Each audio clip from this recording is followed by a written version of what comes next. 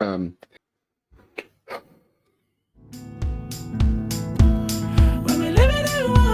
Disbanded now, yeah. but then I get again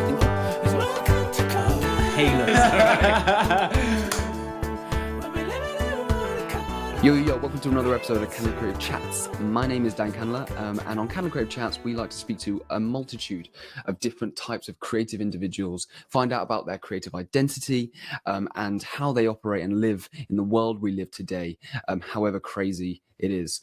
Today, we're going to be speaking to an awesome individual by the name of Theon Marcel, who is an adult contemporary alternative pop musician or musical wonder, and a true creative and a friend, and has been in Canada Creative since the very start, supporting us along the way and being with us on this journey. So it's going to be really interesting and awesome to speak to him on a deeper level, and find out a little bit more about Theon, his expertise, life, and experiences. So let's do it. Let's get stuck in and dive into today's creative chat. Yo, my guy. Oh, how's it going, bro? Okay, great. Okay, great. Now I think we've got a bit of a signal problem because I there you are. There's that wonderful smile.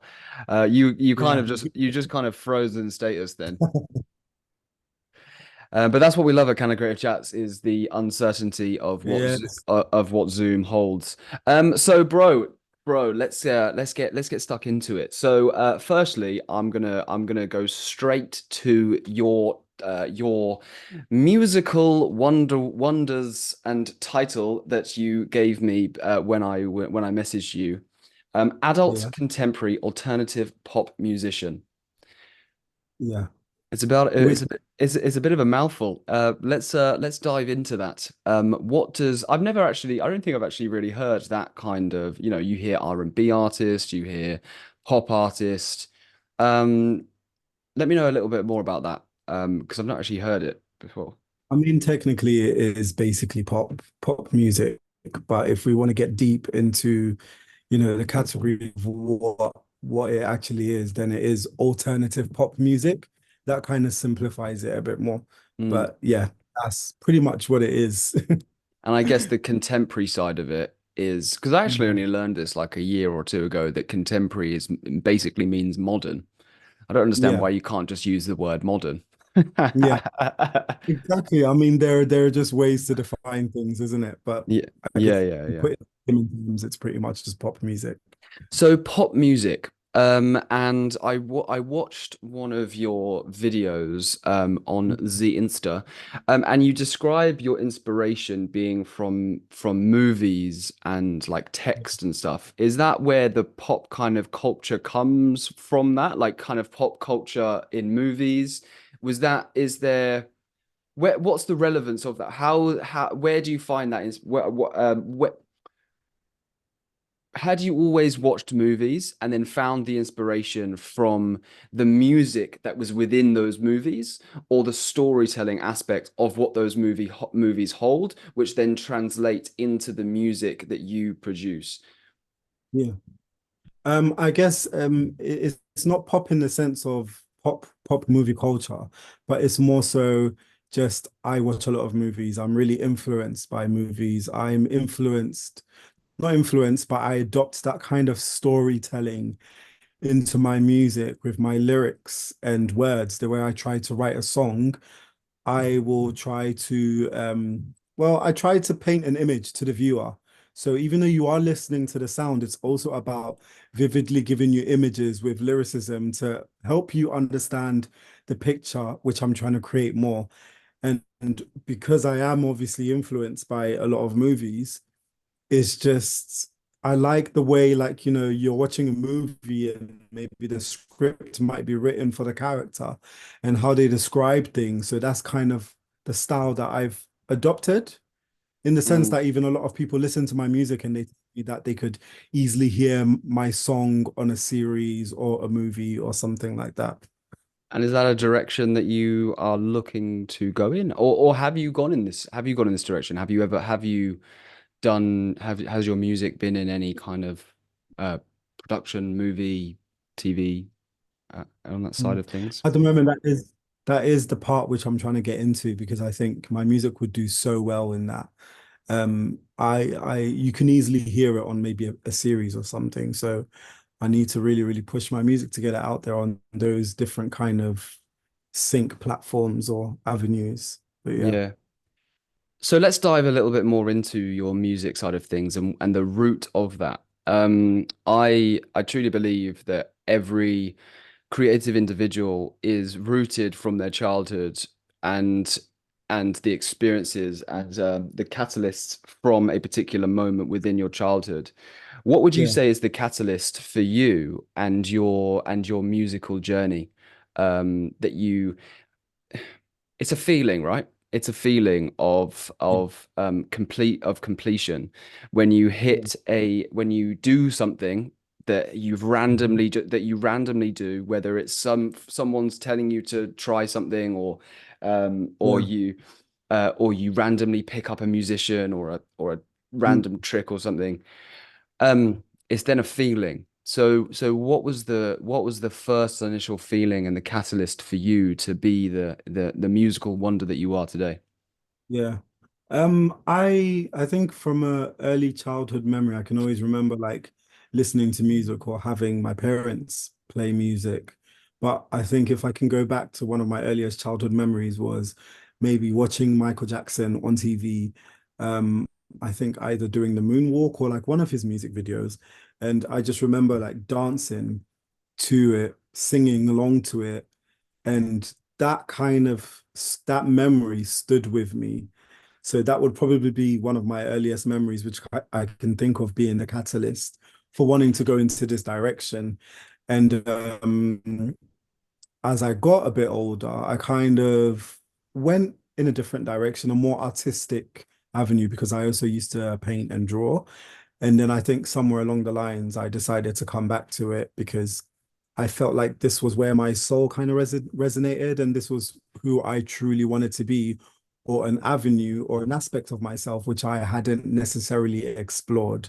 But also, I think ultimately, like what you said, it was more so about how your soul felt doing this. And for me, I felt at peace, I felt joy, and it came kind of effortlessly to kind of pursue it or do it. So I just decided that I was just going to go into music. Yeah. No, no, that's amazing. With so you used to paint, used to draw. Mm. Is that a re is that kind of one of the reasons why you are so creative and artistically sound, especially when it comes to the artwork of Mm. your album covers and especially say on your social media, there's a lot of Mm. different types of styles of art, and Yeah. then especially in like with your with the music videos that you produce, it's very artistic. There's also a lot of colors Yeah. that stem from the artistic background and you just implement that now into your music so you have them hand in hand. Yeah, I think it's very interesting because I wish I started music earlier, Mm. but then it doesn't really matter where you start. You know, no amount of energy is lost. And a lot of people seem to think that, oh, maybe if I did this before coming from an artistic background, then you lose it. But I think what happens is you're collecting every different part of yourself. So I kind of started as an artist. I went into an interior architecture background. I used to draw a lot of comics, hence where I got the name from, Fantastic Mr. Marcel. So it was kind of like an identity to empower me to really embark on this journey as some sort of superhero, but like a musician. So I guess with all of that underneath me, you have all of these different attributes, skills, and ways of navigating through life, which you then apply to yourself. I guess it could be without me knowing, as you said, I've got an artistic background, but I guess it's a mixture of your background and your personality, and maybe just taking form on camera or with your ideas. Because, for example, like what you're saying is the artistic background and the comic background, I always wanted to be epic, kind of maybe, and even the movie background, this is where all of it ties into it. I kind of always wanted to tell a story. I kind of always wanted to give something that could kind of inspire or visually keep you entertained, you know? Mm, So I think, yeah, that would be the way it mm, kind of all ties in. mm. Why do you think that is? I feel like, as in, to what you said, you felt like Yeah, you wanted to tell a story, you needed to get a message out there. It's the same as, and I say that because it's the same as me. yeah, I've always, ever since I was a kid, before all the what I like, well, what I'm very happy to say, before all the shit that within my childhood life yeah, yeah, happened that made me the individual I am, even yeah, before all of that and during all of that, I always had this intention to be just to yeah, be something more yeah, than I am.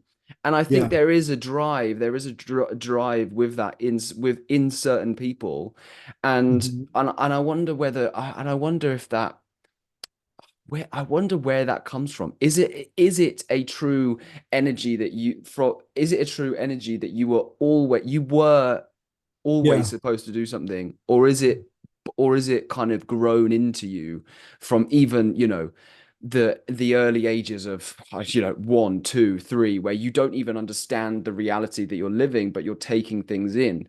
So the certain things you take in forms the ideas and the mentality of wanting to be something. You see a greater world. So I wonder where you see a greater world that you want to be a part of.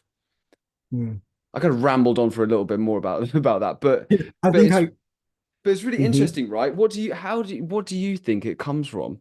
Where do you think it comes from? I think whatever we are seeking is seeking us. And I think when we come into this world, we have I don't want to say urges, but I think like we have a feeling, a yearning to be something, to be something. And I think it's instilled in us. This is who we are. So what we're seeking is seeking us. This is who we are. This is who we want to be. But ultimately, it all boils down to choices. We can still have choices because of free will that will allow us to deviate from this path if we decide not to embark on it. But I think the feeling of wanting to be something or be that type of person is something that's always been inside you. And no Mm, matter where you go, no matter how much you try to fight it, I believe that you won't be satisfied until you decide to embark on that journey. And I think this is why sometimes you get maybe some people that might be unhappy or depressed because they're not living their truth. This is something that is kind of like a calling. It's a feeling that you can't change, you mm. know. You can choose, but ultimately, I think it's always been in you and you have to answer the call, you know? No, So yeah. I completely agree. And I think, you can see it even from the last however many minutes we've been speaking, that you have Mm, such an amazing awareness of the reality that you live and the things around you. It's something I've tried to grow my whole entire life, is to yeah. understand my reality and the reality around me. Yeah. Where does that come for you?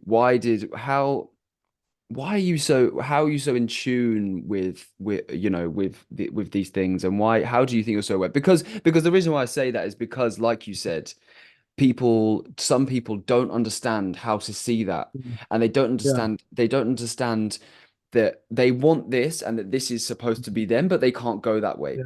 and I Yeah. think the blockade of that is awareness. Yeah.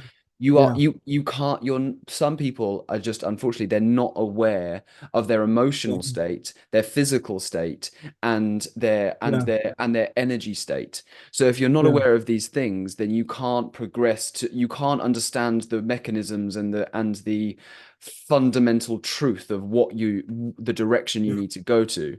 So where did that awareness come from for you personally? Have you always just felt like you've asked the question why? You've just always asked the question why, or what, or what was that for you?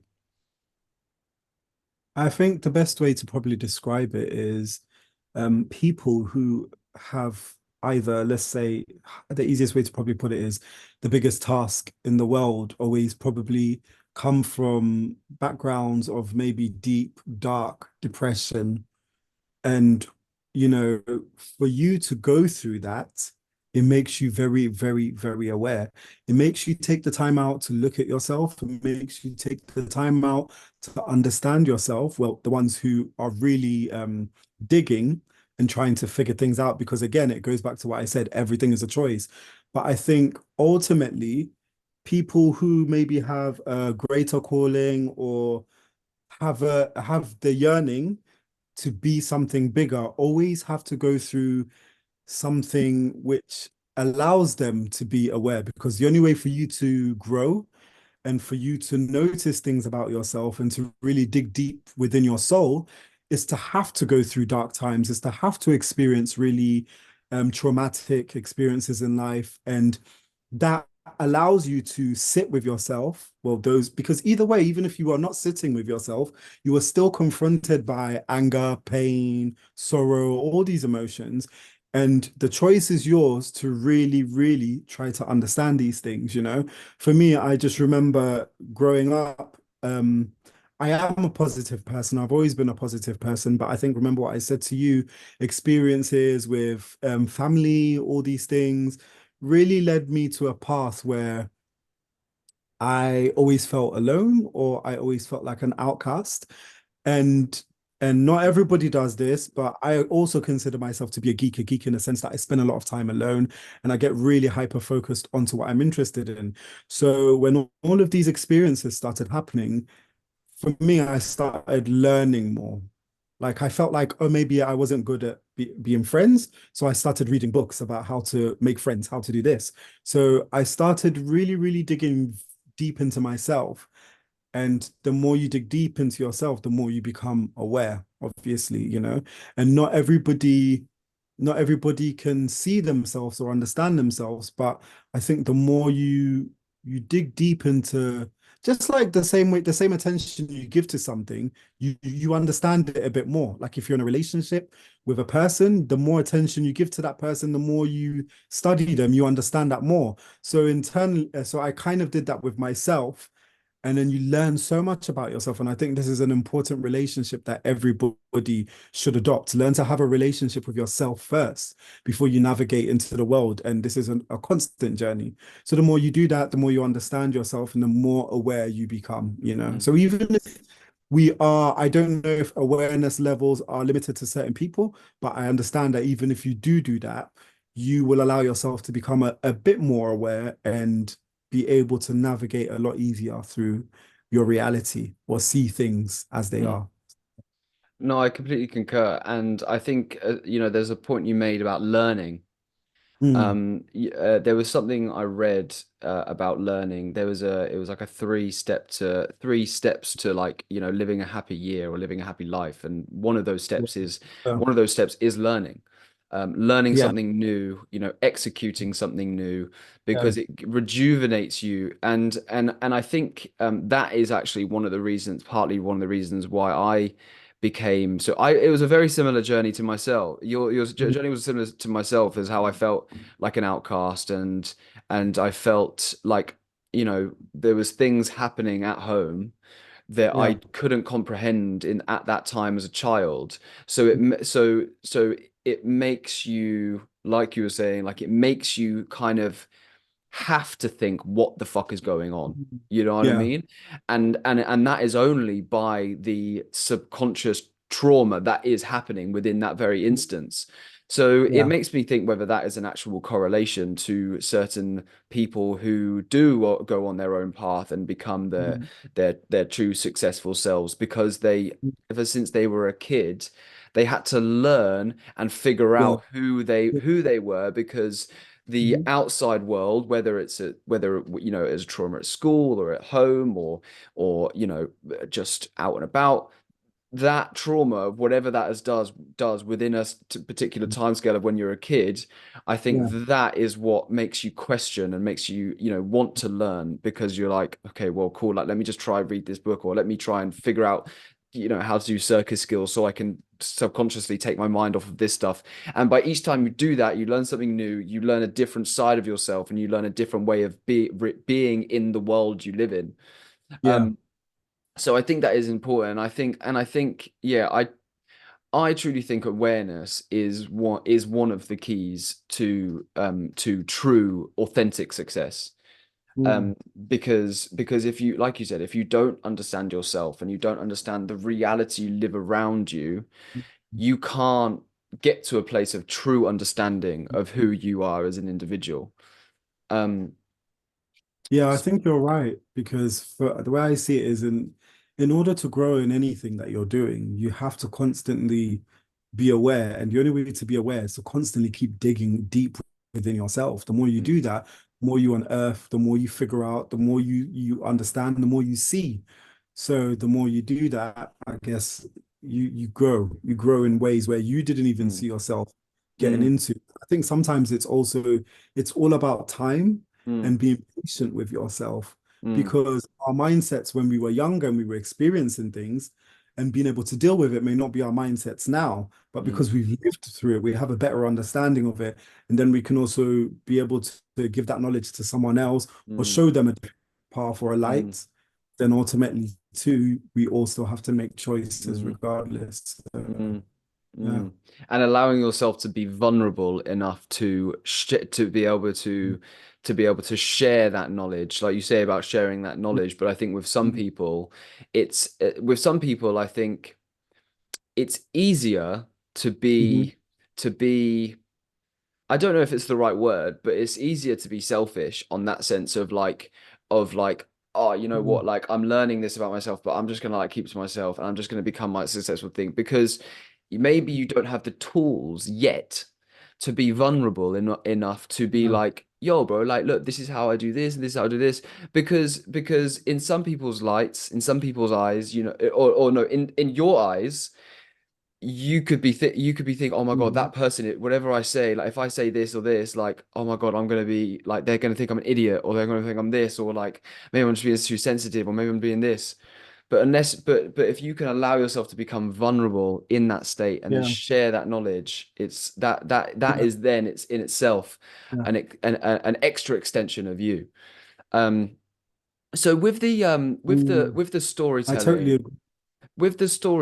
and the your Mm. your amazing philosophical mind and awareness, do you bring that into your storytelling? Mm. Do you look at the world and look at your experiences and tell them in a creative artistic light through your music, or is there a specific kind of um um story narrative that you like to undertake when it comes to your music? Yeah. Um, for me, it's very interesting because a lot of it is based on real experiences, but because of my passion, my not my passion, my love for movies, it's kind of real experiences written in this kind of fantasy way. So like I will tell us, so this is where the storytelling comes into it, basically. So sometimes, you know how somebody might write something and they might use an alias to hide a character or whatever. This is kind of the way I write. So sometimes it is realism, but also a mixture of fantasy to create something that sounds a bit more epic or astounding, or to give you that kind of sense of like epic storytelling. Mm, So that is the direction I go. I think for me, I also grew up reading a lot of books. I grew up reading a lot of fantasy books, Stephen King, Richard Pratchett, all these people. So this is where I like to tell a mm, story in mm, a different form and not your most typical form, it's yeah kind of like a script, basically. yeah it's very yeah Every song, mm. No, well, I was sorry. Sorry to cut you every off. song take I think we're slightly delayed. yeah, But no, yeah, yeah. all I was gonna say on that was that you mentioned Stephen King, and Stephen King really is an alternative kind of like storyteller. He takes a concept, he almost takes a concept and then like his weird, cool, unique mentality Mm. within that kind of concept to create his own kind of like, his own kind of thing. I mean, let me know if I'm wrong. I've read one of his Stephen King books, and that's the take I took from that. Yeah. Yeah, I mean, I grew up listening to reading a lot of that, like The Gunslinger. I can't remember a lot of the titles, but it's just interesting to see because for me as well, the way I look at it is I will take a concept, and if I've got the experience, and I'll try and write that in terms of a concept to kind of fill it up like a story. So it's kind of like every song is written like this is one movie, this is one movie, this is one experience, and trying to write it like that. Like, so yeah. What's your approach to songwriting? What's your number one kind of tip to get a creative storyline for your music?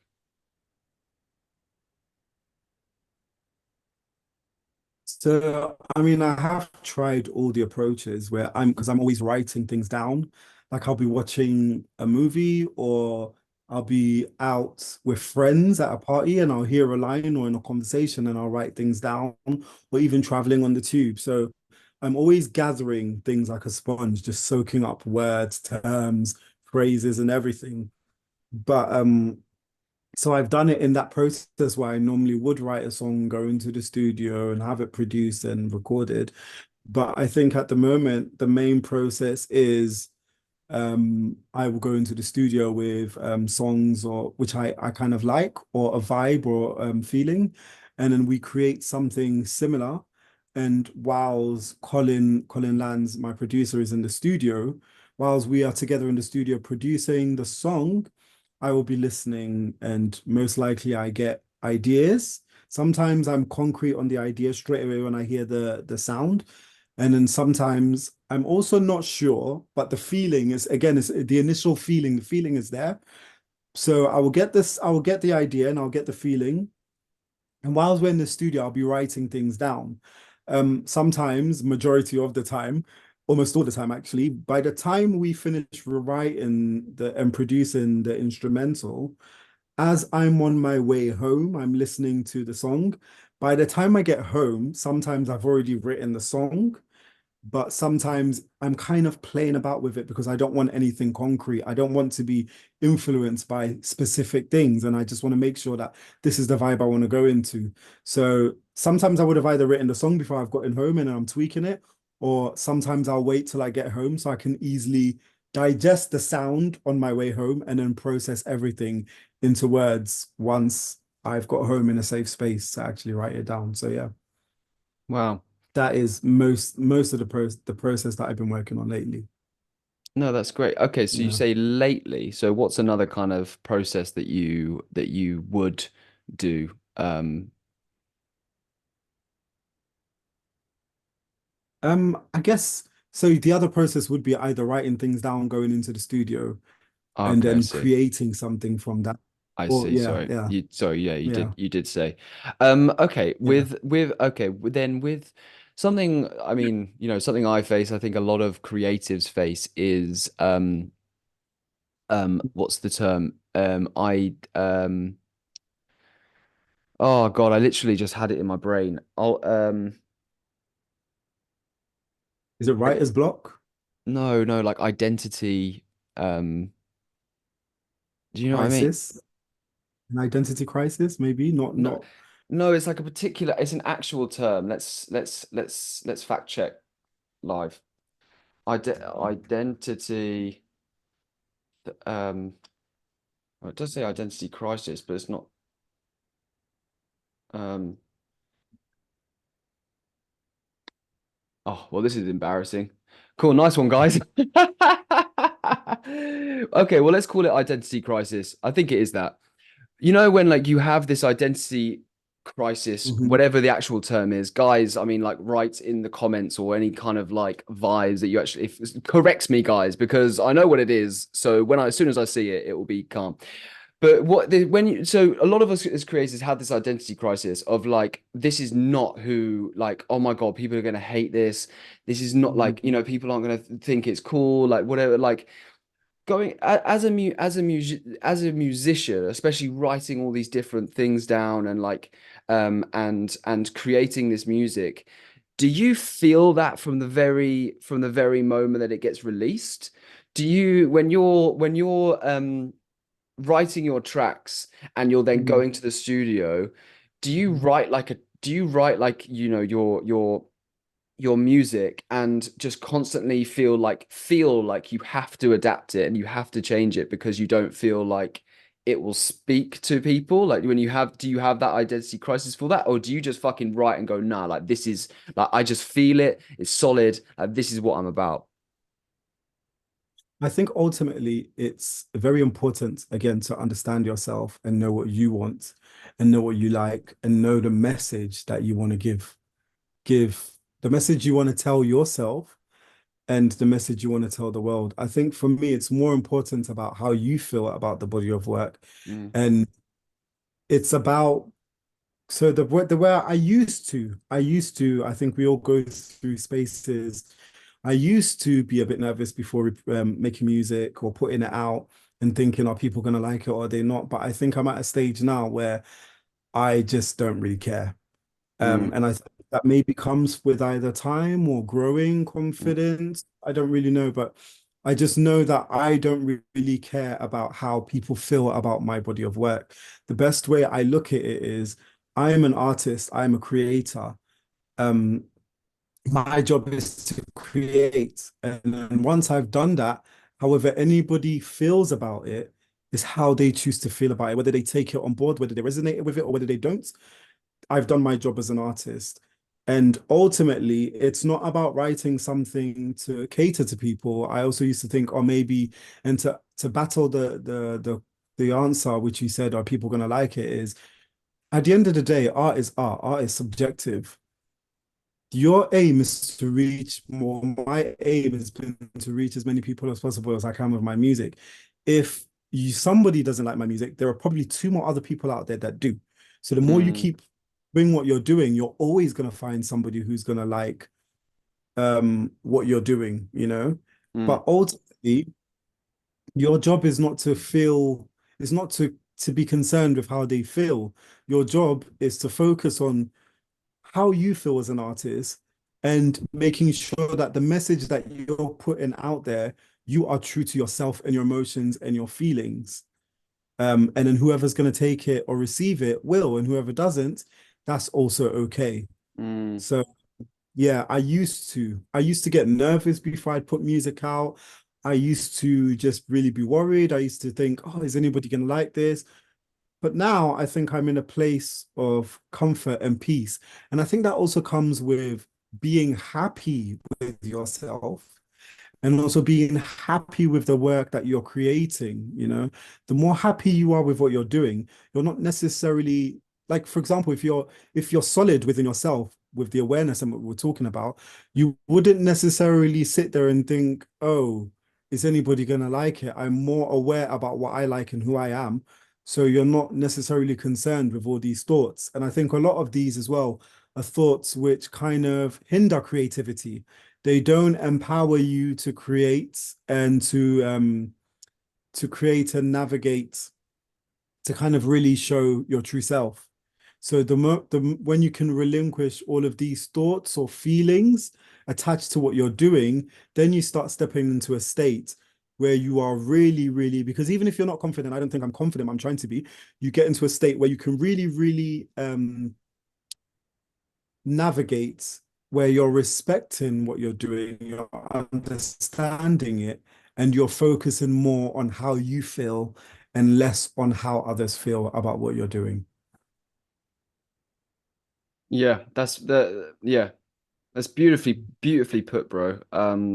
Yeah, I think I feel like it's a stage I'm almost on at the moment, and I think this platform and ever since doing like kind of creative stuff, I think it's really that has really projectiled that, and yeah, and I'm so happy to hear that you are that you are on that you are at that Mm. place of contentment with yourself and your creativity, because you should be, bro, because it is amazing what you do, and the energy and the message you give off is beautiful. Um and yeah, and I truly do love what you put out, and your aesthetics, and artistry. So yeah, man, it's been really lovely and awesome to speak to you, bro, on this level, in these circumstances. We have all these philosophical chats on our own. It's so cool to actually put something out there and actually get some inspiration, knowledge, and everything to people. So thank you so much, Bran, for coming on and just being your insanely awesome creative self. Thank you so much, bro. Before Thank we do you. leave, Yeah.